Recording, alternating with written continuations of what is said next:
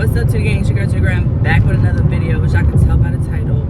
I'm gonna give you guys a very quick update of how my mental health is after having my son. But before we get to it, make sure you guys like, comment, share, subscribe, and without further ado, y'all, let's get straight into the video. So, for the ones that don't know, I had my son 10 weeks ago, and it was a journey and a roller coaster, okay? So, basically, I'm gonna give a quick rundown. My due date was December 30th, 2025. He was a big baby, so, you know, towards like 34, 35 weeks, my doctor was like, you know what, we're gonna have to schedule an induction because he is getting very big very fast, and by the time your due date comes, you would not be able to push him out. You would have to have a C-section. So they're like, we're gonna induce you before, we get to that, because nobody wants a C-section, right? So fast forward, she schedules me to be induced on December 23rd because I had to be 39 weeks. That's the deadline that she had to be able to induce me. She couldn't induce me any sooner than that. So mind you, I didn't intend on having a Christmas baby, even though everybody and their mama kept telling me, you're gonna have a Christmas baby, you're gonna have a Christmas baby. And I just said, I don't want one, I don't want one, I don't want one. Like, I don't want my son to have to deal with having his birthday and Christmas presents at the same time. Like, I know plenty of people that go through that, and I didn't want him to be one of those babies. So that's why I was against it. But, I was like, okay, well, if that's God's plan, that's God's plan, like, I can't do nothing about it. So I went to my 38-week appointment on December 16th, and I got my membrane swept, and they checked to see if I was dilated, because I wanted to know if I was dilated for my own sanity, just so I could mentally prepare, because by that time I was already having Braxton Hicks contractions. So I was like, okay, I need to know, am I dilating? So yes, indeed I was like 1.5 centimeters or so by the time I went to that appointment. Well, they ended up kind of breaking a little of my fluid, and by 12:30 a.m. on December 17th, my water officially ruptured and broke. So I had to go to the hospital, and that's when we were like, okay, we're having our son like 5 days early, right? So yay, I was happy that I wasn't having him on my induction day, but then it's like, damn, I wasn't expecting to have him that early either. So it was just like, because I had stuff to do on the day that he was born. So it was just like, what the, so anyway, fast forward, I get to the hospital, I'm 2 centimeters dilated now. So I dilated like 0.5 centimeter. Okay, cool. We're going through the motions, and basically, y'all, I was stuck at 2 centimeters for like 15, 16 hours. He was not moving, he was not trying, like, he was comfortable, he was not trying to come out whatsoever. Mind you, he's not the reason why my water broke. It's because I went to the doctor the day before. So I understand why he wasn't ready to come out. But one of the nurses, she did her thing, because my doctor was like, since, we're coming up on the 18th hour, if you do not progress with your dilation, then we are going to have to do a C-section. My doctor, I'm really close with her, she said, we are not going in that. We're not doing that. We are going to get him out. So that's exactly what she did. She did everything she needed to do. And by 10 o'clock, I was 10 centimeters. So I only pushed for 30 minutes, and my son was born at 10:30 p.m. So your girl was in labor for 22 hours. If my water broke at 12:30 a.m. and I didn't have my son until 10:30 p.m., I was in labor for 22 hours. Yeah. So just keep that in mind, okay?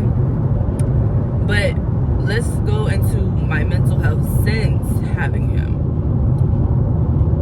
I've had a lot to reflect on in the last 10 weeks, right? Mind you, I've been around babies, all that. This is my first child, so it's a different ball game for me, right?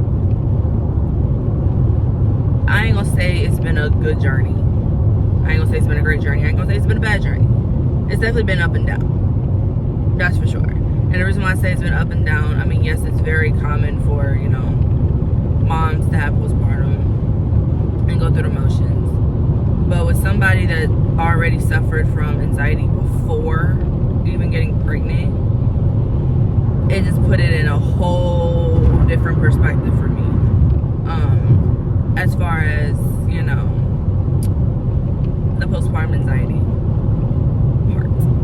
Mind you, I didn't even know that was a thing. I thought it was just postpartum depression. No, there's postpartum anxiety too.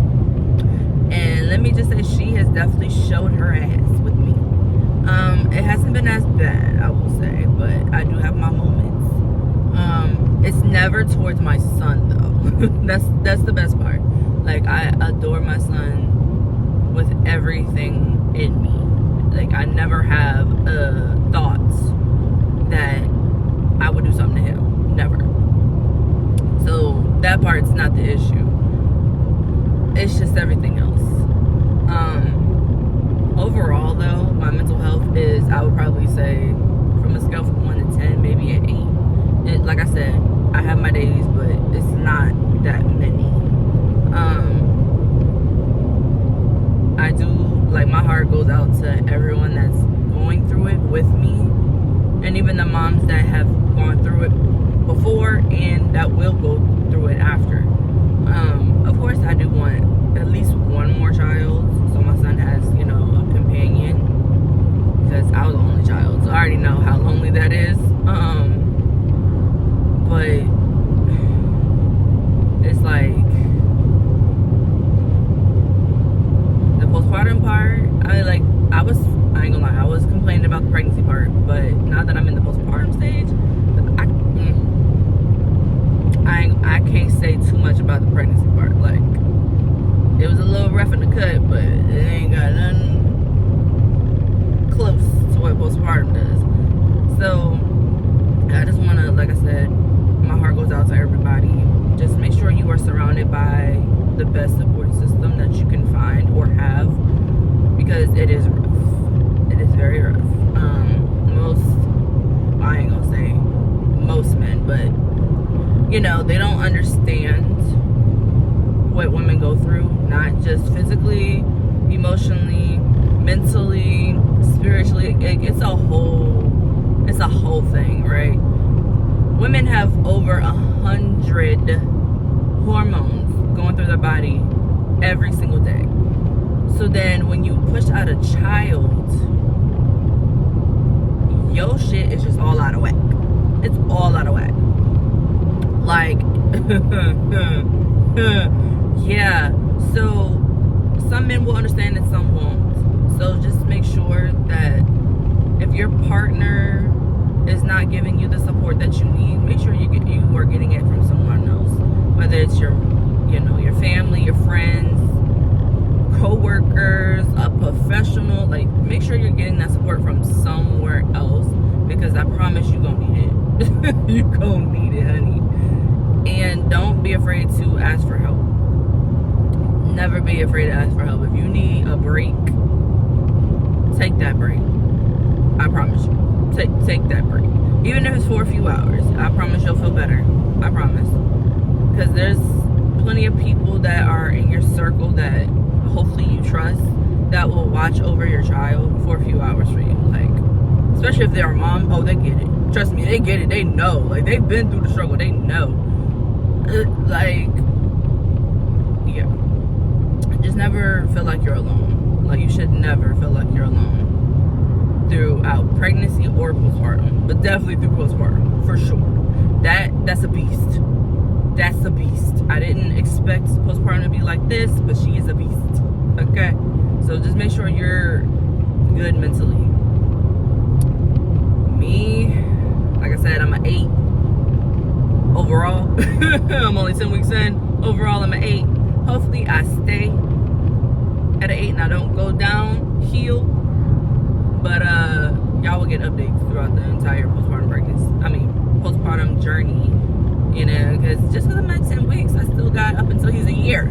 You know, like I still got a long ways to go. But my support system is A1, so I don't see myself going downhill, but you never know. But I think we're good, I would say. But that was just a little insight of how I'm doing mentally. Clearly I had a good mental before I got pregnant, but like I said, postpartum is a whole different ballgame. So I just wanted to come and update y'all on that, because I know a lot of people ask me daily, how am I doing? How's the baby? Even though a lot of people are asking how the baby is, I do appreciate the ones that do ask me how I am, because that means a lot to me. Especially the ones that aren't moms. Like, to the ones that are moms, you get it. But to the ones that aren't moms, and they still ask me, because baby, let me tell you. Let me tell you. Again, you don't understand until you're a mom. You don't understand until you're a mom. That's all I'm gonna say. Like I said, I've had plenty of friends that had babies before me, plenty of family members that had babies before me, but I truly get it now. I truly, with everything in me, I get it now. I promise you I get it. So that's my update on my mental health. If y'all have any questions, please comment down below. Like I said, overall, y'all, I'm okay. I don't have any of those thoughts. I don't. And when I do, I let the emotions play out, and then I'm good. So that's a blessing. that's a blessing. I'm able to combat those thoughts and feelings and release them, and then I'm back. So, but I hope you guys enjoyed this